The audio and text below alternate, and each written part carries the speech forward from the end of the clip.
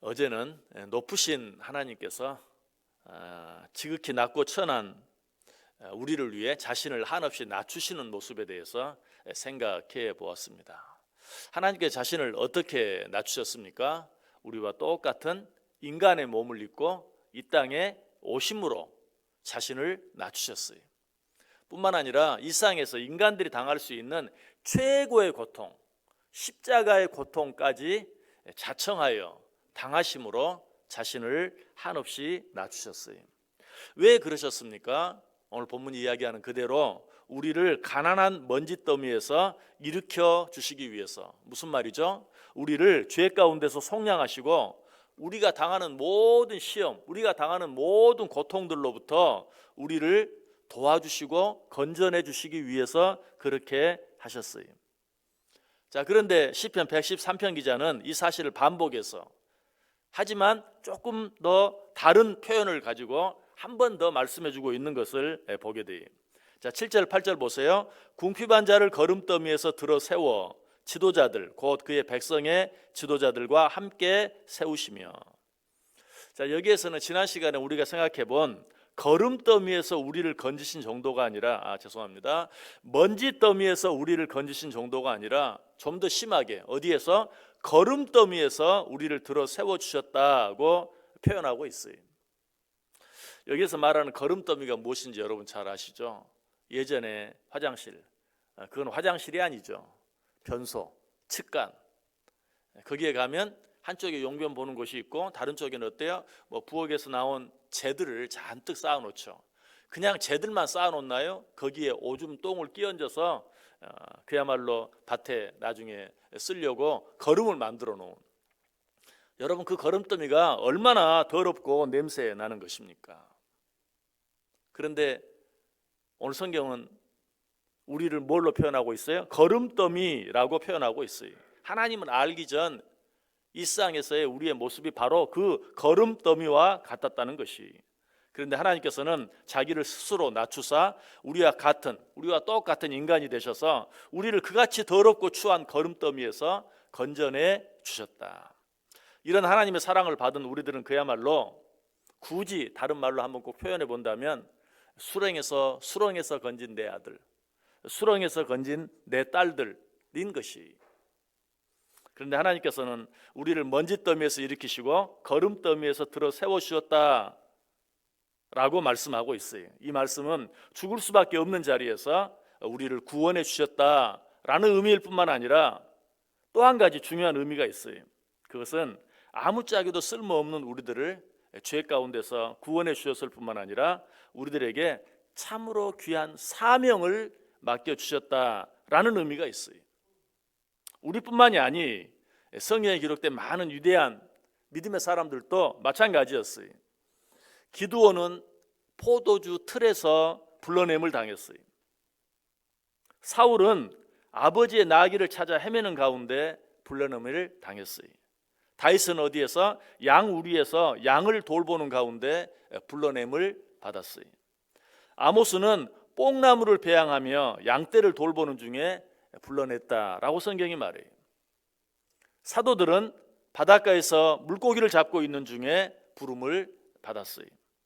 그 가운데서 어떤 사도는 어때요? 바다에서 물고기를 잡는 정도가 아니라 모든 사람들이 손가락질하는 세리의 자리에서 불러냄을 받기도 했어요.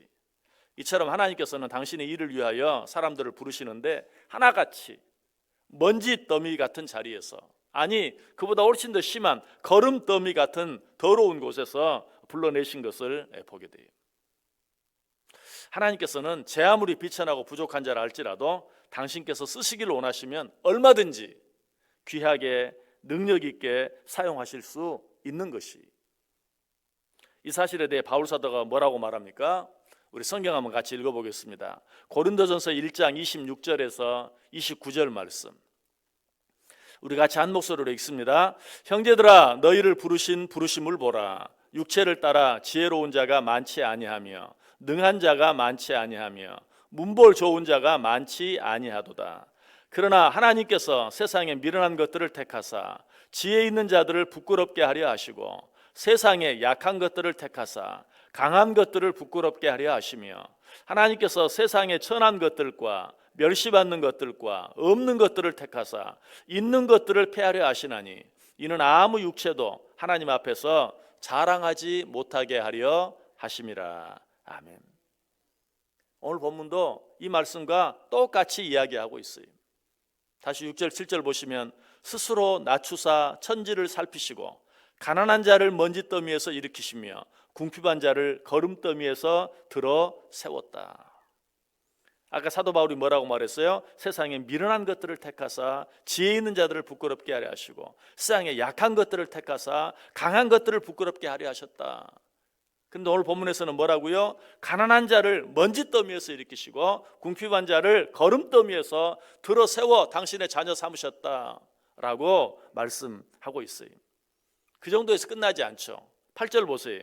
지도자들 곧 그의 백성의 지도자들과 함께 세우셨다.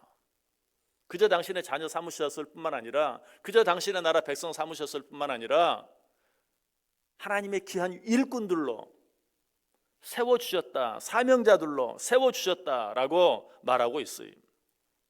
그렇게 하셔서 하나님의 자녀이자 하나님 나라의 백성으로 하나님 나라의 일꾼으로 존귀한 자리에 세워주셨다는 것이, 우리가 바로 그런 자들이, 높고 거룩하신 하나님께서 낮고 천한 이 세상에 우리와 똑같은 인간의 몸을 입고 내려오셔서 하신 일이 어떤 일이신가? 먼지더미 가운데서 우리를 이렇게 세우셔서 거름더미 가운데서 우리를 건져내셔서 하나님의 존귀한 백성, 하나님의 존귀한 자녀들 뿐만 아니라 하나님 나라의 귀한 일꾼들로 세워주셨다. 이런 하나님의 은혜와 사랑을 받은 우리들은 이 세상에서 어떻게 살아야 할까요? 찬송가 가사들이 이런 우리들이 어떻게 살아야 될지 잘 말해주고 있는 가사들이 여러 곳 있어요. 먼저 찬송가 320장 보면 나의 죄를 정케하사 주의 일꾼 삼으신 구세주의 넓은 사랑 항상 찬송합니다. 나를 일꾼 삼으신 주 크신 능력 주시어 언제든지 주 뜻대로 사용하여 줍소서. 어떻게 살아야 한다고요? 나를 그 먼지더미에서 거름더미에서 들어 세워 주의 일꾼 삼으신 그 주님의 넓은 사랑을 항상 찬송해야 한다. 뿐만 아니라 하나님께서 나를 이렇게 세우실 때 나를 향해 이루시기를 원하셨던 그 뜻을 이루어 드릴 수 있도록 주 뜻대로 온전히 사용해 달라고 기도해야 한다라고 말하고 있어요. 또 찬송가 436장 보면 나 이제 주님의 새 생명 얻은 몸 옛 것은 지나고 새 사람이로다. 그 생명 내 마음에 강같이 흐르고 그 사랑 내게서 해같이 빛난다. 나는 이제 주님의 새 생명을 얻은 자이다. 이전의 내가 아니다. 옛날의 내가 아니다. 나는 완전히 새 사람이다. 이제 하나님께서 나를 그렇게 만들어 주신 그 뜻을 생각하면서 이 세상에서 정말 해같이 빛나는 세상의 빛과 소금의 역할을 잘 감당하며 살겠다라고 찬송하고 있어요. 또 찬송가 323장에 보면 부름받아 나선 이 몸 어디든지 가오리다. 괴로우나 즐거우나 주만 따라가오리니 어느 누가 막으리까? 죽음인들 막으리까? 이제는 악월 골짝 빈들에도 복음 들고 가오리다. 소돔 같은 거리에도 사랑 안고 찾아가서 종의 몸에 지닌 것도 아낌없이 드리리다. 3절에는 종기 영광 모든 권세 주님 홀로 받으소서. 멸시천대 십자가는 제가 지고 가오리다. 이름 없이 빛도 없이 감사하며 섬기리다. 그처럼 높으신 하나님께서 우리와 똑같이 낮고 천한 인간의 몸을 입고 이 세상에 오셔서 우리를 먼지더미에서 거름더미에서 이렇게 세워서 당신의 자녀 삼으시고 백성 삼으시고 하나님 나라의 일꾼 삼으셨다면 우리는 어떻게 살아야 된다고요?